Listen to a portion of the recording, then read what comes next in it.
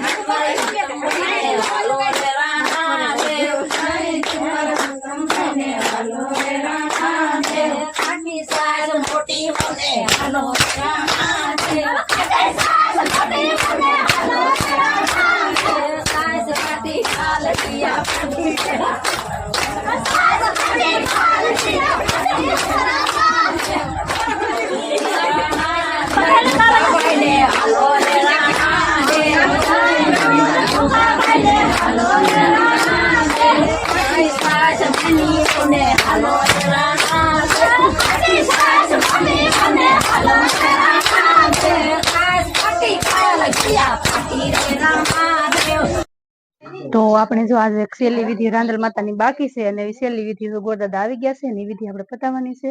છેલ્લી વિધિ આ કઈ રીતના કઈ થોડુંક કયો ની. અત્યારે છે ને રાંદલમાં ચડી ને એટલે એને પધરાવો આપણે કર્યા મૂકવા પડે. ચાર ગોળીઓ ચાર ગીગાવા પડે, ફૂલર ધવાળો કરવું પડે અને એને આજ પધરાવણી કરવું પડે. એટલે આપણે એને તેડા એટલે હવે આપણે એને પાછા એને ઘરે મોકલ એને ઘરે વિદાય કરવાની. રોટલી આઈ ભવાની નાની ગોળ સોપડી આઈ ભવાની કેરો ફડકો આઈ ભવાની શિવનો મડકો આઈ ભવાની કેવડો જોગ માયા એની ડાળ લળી જાય રે જોગ માયા મના બેસણા ને નિશે સરોવર પાળ રે સરે કોળિયા પાડે હોળ રે એવો રાંદલ મનો હસો પ્રતાપ એની વારે સડા ગોવાળ રે રાંદલ મના બેસણા ને નિશે સરોવર પાળ રે અમે આવતા જોયા રાંદલ માં રસડમાં કોણ કોણ બેઠું મેં બેસતા જોયા રાંદલ માં રસડમાં વાજિયા બેઠા મેં બેસતા જોયા રાંદલ માં ને પુત્ર ગીત મેં દેતા જોયા રાંદલ માં રથડા આવ્યા મેં આવતા જોયા રાંદલ માં आई चादर नो चमकार सरोवर झिलवा गया था दड़वानी जाता बाजिया रे आई रोता मडना